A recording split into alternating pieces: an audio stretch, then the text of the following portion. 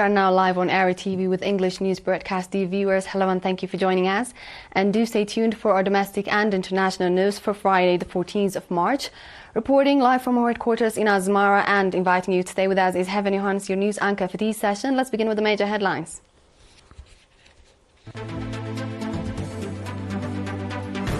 Naval speedboat displayed by members of the Naval Force.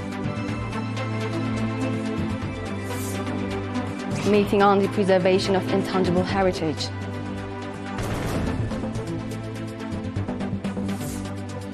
Africa's GDP growth to rebound amid ongoing poverty and climate challenge. And China, Russia and Iran emphasize on terminating US sanctions. In our domestic news, female members of the Eritrean Naval Forces conducted a naval speedboat display in connection with the International Women's Day. The display took place at the Ras Hamas Swimming Training Center of the Eritrean Defense Forces. The event, held on the 9th of March, was attended by Ms. Asmeret Abraha, Governor of the Northern Red Sea region, Colonel Ahmed Mohammed Ali, Acting Chief of Staff of the Eritrean Naval Force, as well as other invited guests. Expressing appreciation for the display by the female members of the Eritrean Navy, Ms. Asmeret stated that the event is a testament to the overall participation of women in all sectors, a tradition cultivated during the armed struggle for independence.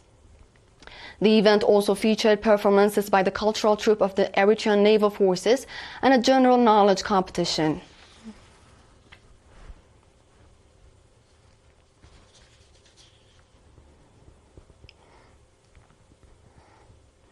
In another news, a meeting focusing on the preservation of intangible heritage and its transmission to future generations was held in Haikota subzone.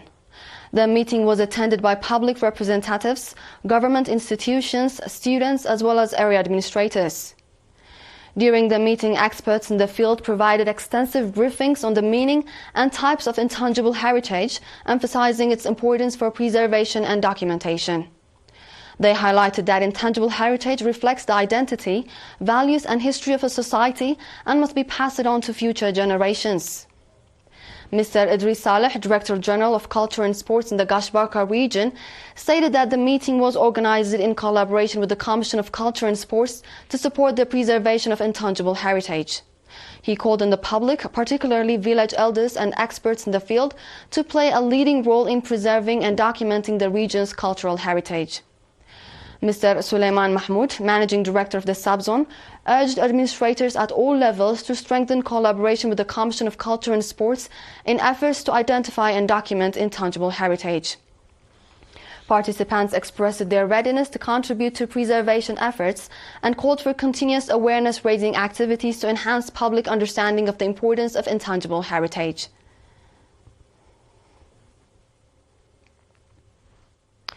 The National Union of Eritrean Women branch in the Central region has awarded 32 outstanding female students from grades 9, 10 and 11 who achieved high scores in the 2023-2024 academic year. At an event held on the 12th of March, Ms. Winta Gebre, representative of the Union branch, stated that the objective of the award was to recognize students for their academic excellence and to inspire their peers to work harder in their studies. Mr. Belay Haptagaber, head of the education branch in the region, emphasized that the awards would significantly contribute to motivating female students in their educational careers. He also commended parents for their involvement in supporting the teaching and learning process. The awardees on their part said that the awards were fruits of their efforts and support of their parents.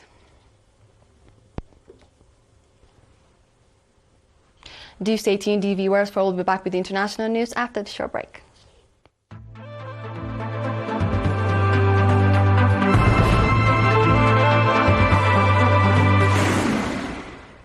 Welcome back. Africa's gross domestic product is projected to grow by 3.8% in 2025 and 4.1% in 2026, according to a report by the United Nations Economic Commission for Africa. The report, presented by the Commission's Director for Macroeconomics, Finance and Governance Division, acknowledged the resilience of African economies but emphasized that current growth rates are insufficient to drive widespread social development across the continent. Despite being the second fastest growing global region, Africa's growth has been mainly driven by a reduction in inflationary pressures. Although extreme poverty has decreased in line with global trends, it remains disproportionately high across most of Africa. The report also highlighted the growing threat of climate change, which is expected to negatively impact agricultural productivity and worsen food insecurity across many parts of the continent. The world's GDP, which grew by 3.2% in 2024, is expected to even grow by 3.3% in 2025. Climate change, security crisis, and economic balance are said to be some of the major factors for global economic crisis.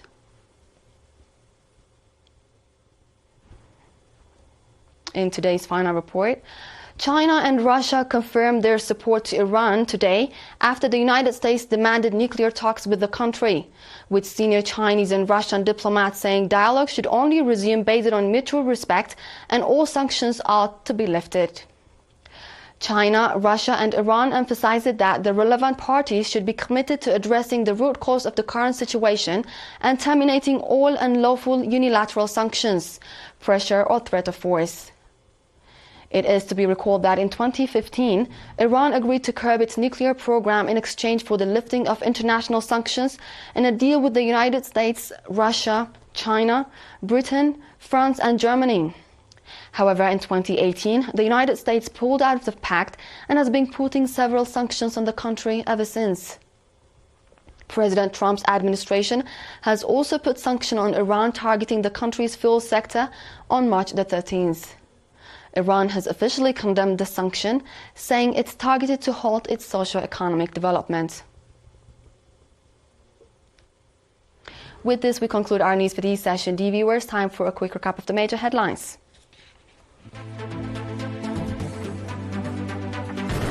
Naval speedboat display by members of the Naval Force. Meeting on the preservation of intangible heritage. Africa's GDP growth rebound amid ongoing poverty and climate challenge. And China, Russia and Iran emphasize on terminating US sanctions. This was The World on Friday with ERi-TV English news broadcast. Dear viewers, thank you for joining and have a good weekend.